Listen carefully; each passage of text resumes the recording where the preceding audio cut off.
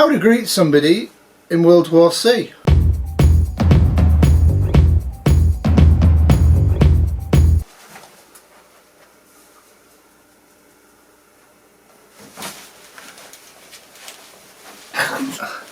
Neither of those things are acceptable.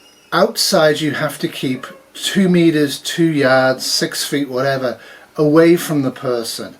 Clearly fit elbow bumping like this, too close. And I would argue touching feet is also too close. It's perfectly acceptable to be distant and say, "Hi, how you doing?"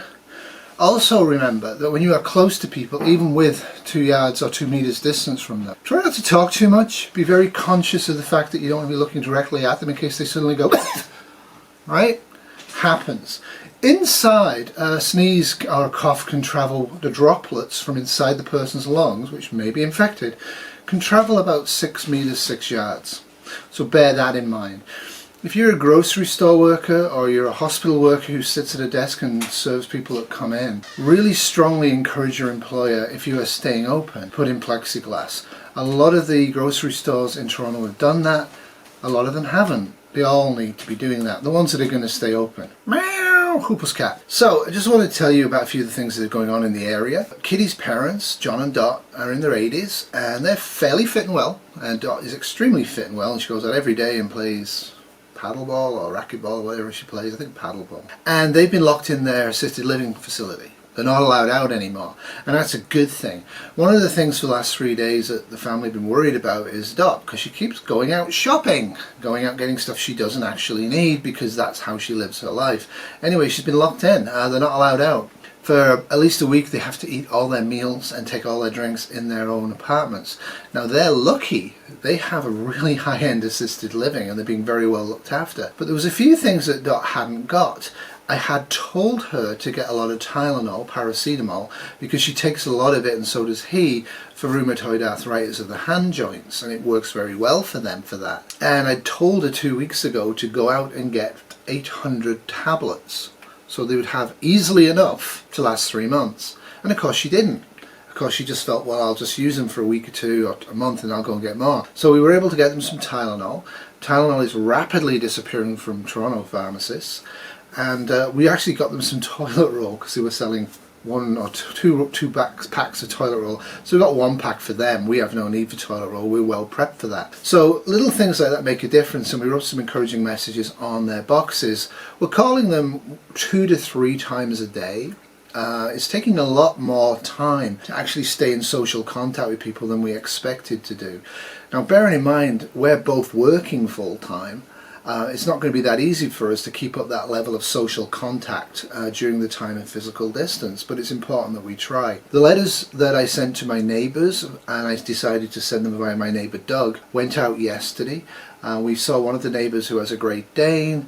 He's about our age, maybe slightly older, and he's retiring this year from working in Newmarket, our town's maintenance department. And he put his house on for sale, and of course nobody's listing, nobody's looking, and he's not going to sell this year. People are very reluctant initially if you say hi to them, but if you say hi and stop at a social physical distance and ask them some key questions, it really helps. And he's an older guy, you know, he's not a shrinking violet. And Kitty said to him, "How are you coping with this? How are you dealing with it?" And initially kind of ignored the question, but she asked him again, and he opened up, and he's quite scared and he's very upset. He wanted to retire, he's desperate to retire, and he knows he won't be able to this year. He's scared of his kids catching this. He's scared of his parents catching this. And one of the interesting things is that what the municipal council have done, they've put everybody on 50-50 work. So they work the normal schedule for a week and then they're off for an entire week. Everybody rotates out. The theory being that if one person is sick or the shift gets infected, instead of all of the municipal workers being possibly affected, it will only be a very small number of them. And a lot of the areas in Canada have done that. And we're able to do that because our local, provincial and federal governments are on side that anybody on reduced hours by COVID-19 precautions will have their pay topped up to almost maximum. And that's a great idea. Living in fear of is what's happening to this country. And you know, Tucker, no one reached out to me and said, as a senior citizen, are you willing to take a chance on your survival in exchange for keeping the America that all America loves for your children and grandchildren. And this is a brilliant idea, and I really like what Britain's done. So you're not laying anybody off. If you own a small business and you make tacos for people and you've got 2 workers, you can send those workers home in England and they will get 80% of the pay from the government. So when you restart, and we will be restarting, they're still on salary. They've, and if there's work for them to do in the meantime, you can find them work to do that's appropriate. Whereas just letting people go unemployed and not really putting in any new additional social measures, like the United States is doing, is a huge, huge error. Like, are you really wanting a lot of people to become unemployed and then become possibly homeless or food insufficient right now? Is that the answer to this? I don't think so. In normal times, America wants people poor, so it gives them an incentive to try and work harder to become rich. You can work as hard as you like in our current economy. You're not going to become rich unless you're a capital corporation owner, because the means of production have ceased because of COVID-19. So a degree of socialism is required, and I would argue what Britain's done, even though it's a conservative government, is a good idea. And I'm sure there's things they're not doing right. I'm sure people are saying they need to do this, that and the other. The same is happening in Canada. People are saying, well, what about this? What about that? People want rent control. They want guaranteed rents. They don't want to be thrown out of their rental apartments. I do think that's a very good idea to some degree, but not to a total degree. Obviously, if you're in a place and you're smashing it to pieces, you need to be turfed out. So, I mean, it's going to be a fine balance, but what's going to happen at the end of the day is that we're all now, I think over 3 billion people now, are being told by their governments, it means staying home as much as possible. From this evening, I must give the British people a very simple instruction. You must stay at home. With various degrees of force to stay at home. And what the things we're seeing on YouTube is a lot of people are actually putting up videos about how they're coping with the quarantine. Well, the quarantine's been going on, what, 2 or 3 days? Like, hello? Give it some time here. It's, when it gets into the 2nd or maybe 3rd month of this, that's the time that you're really going to be suffering. So setting up those networks locally now, if you're able to go out and about and talk to people and leave them letters, is really important. It's also really important to use the phone service to call people frequently. And because I'm a prepper, if the phone service for whatever reason fails, if the internet fails for whatever reason, if you've already got a local foot network that you can walk around, you're actually going to be somewhat insulated from being suddenly thrust into complete isolation. And complete isolation is a terrible state to be in. So one of the things we're doing is, because we're fortunate there's 2 of us in this situation, is that we're going out for walks together. We went out one today and it was very pleasant. One of the surprises is so few people actually out there walking. It's about 10 centigrade here today, a bit chilly with the wind. But it's been a really cold, long winter, and people should get out and about and do some exercising. Most people are practicing physical distancing on the trails. A few people are not. A lot of children haven't got the message. I don't think parents are doing their kids any service here by not teaching them physical distancing and enforcing it. Children can get this disease and can be admitted and can be ventilated and can die from it. They're not immune. And I think that's one of the major messages that people were sent by both their governments and also the major media outlets for months is wrong. And I'm going to do a video probably on the weekend while I'm at work. I'll upload it and put it up about the myths and the mistakes. It's early, right? I get it. But there is some definite things we should have done differently that we didn't do.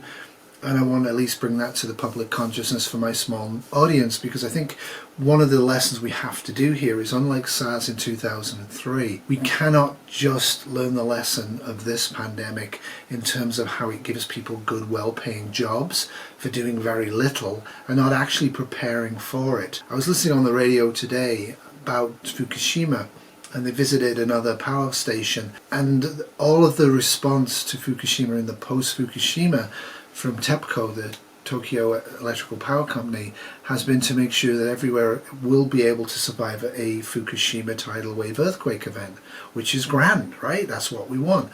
But anything above that, they haven't even took on board. They're not calculating global warming with sea level rise. It's a thing. And they haven't took on board other things like possible nuclear strike from North Korea by accident or by design.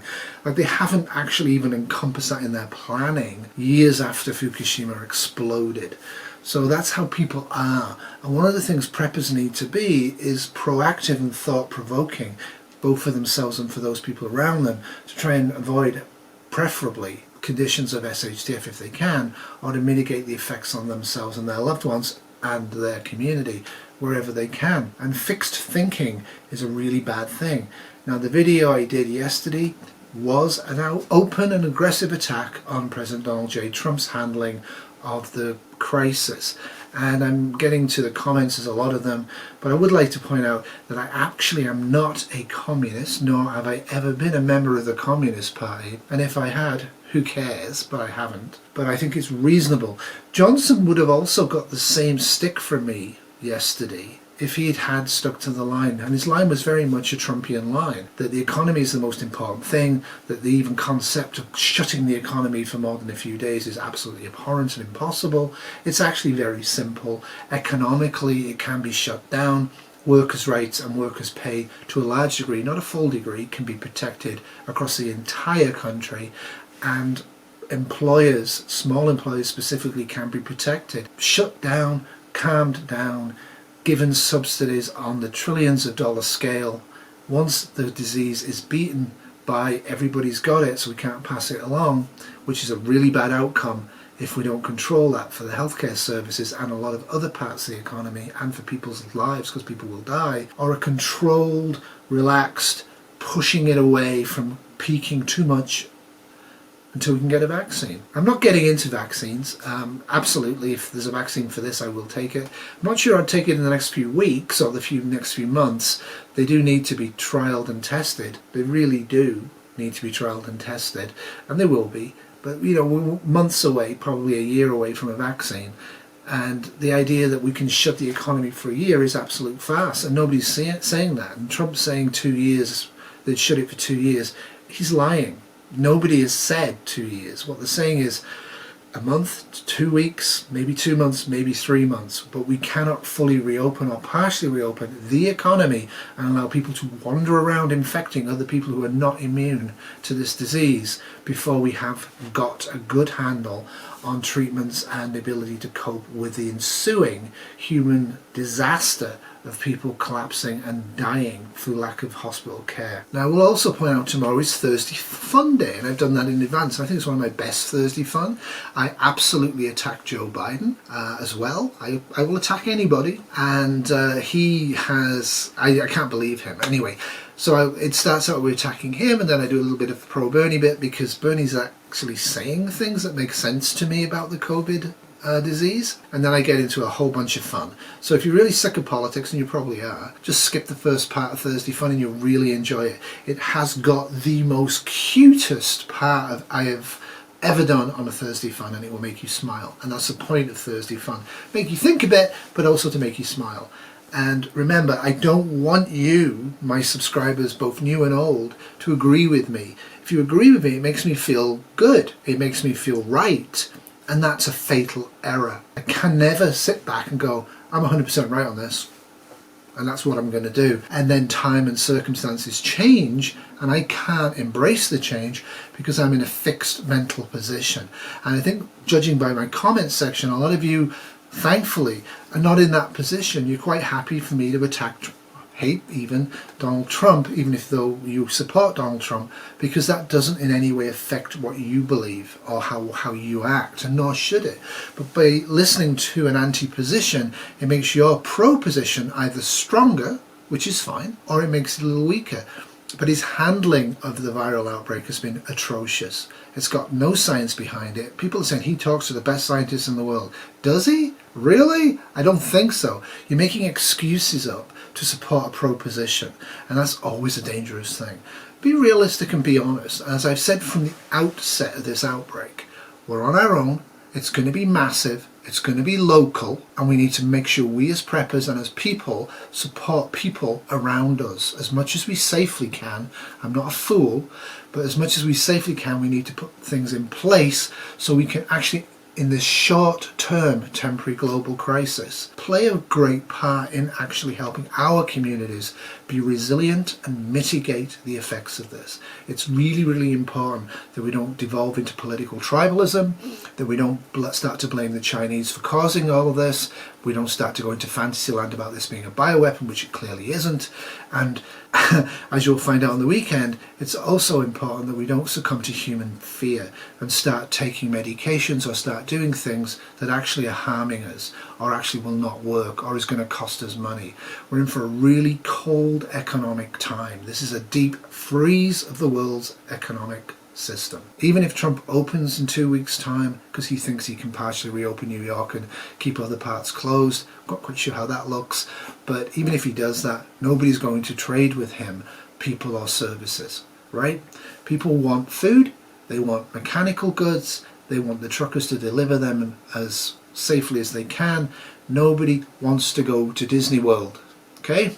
Nobody from the world is going to go to Disney World, even if you reopen it and say, we're safe. That's the sort of government that North Korea has. I honestly am despairing of the fact that the United States of America seems to have become a kind of North Korea. Whatever the great dictator says, you guys are swallowing and defending. You're not able to criticize your government anymore. You don't see that Donald Trump as the President of the United States is actually your government. So I find this all very, very strange from a sociological point of view, but it's irrelevant. We have to protect ourselves, we have to protect our loved ones, and we have to protect the people around us.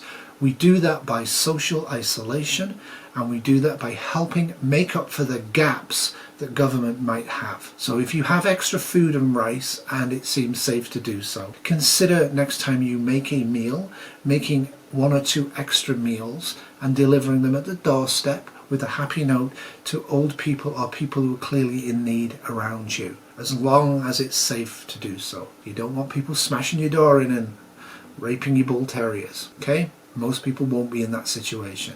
If you're in a high crime area, really consider right now, if you can, moving out of that area and going to live with a cousin or a friend in a safer part of the world. It really is not a good idea to be sitting tight in a high crime area right now. People are going to be very stressed, they're going to be very strained, people are going to do very odd things. Try where you can from a physical distance to reach out socially to ask people how they're doing and mean it and listen to them and talk to them. You don't have to tell them about how to prep, and in fact I would strongly advise you don't. What they need right now is companionship, comfort and love. If you're a Christian or a Muslim, you know what I'm saying is true, and if you're not, and I'm not, you know that's true as well. Those are the times that we actually feel good, when we actually serve others. Bit preachy, sorry, toodles.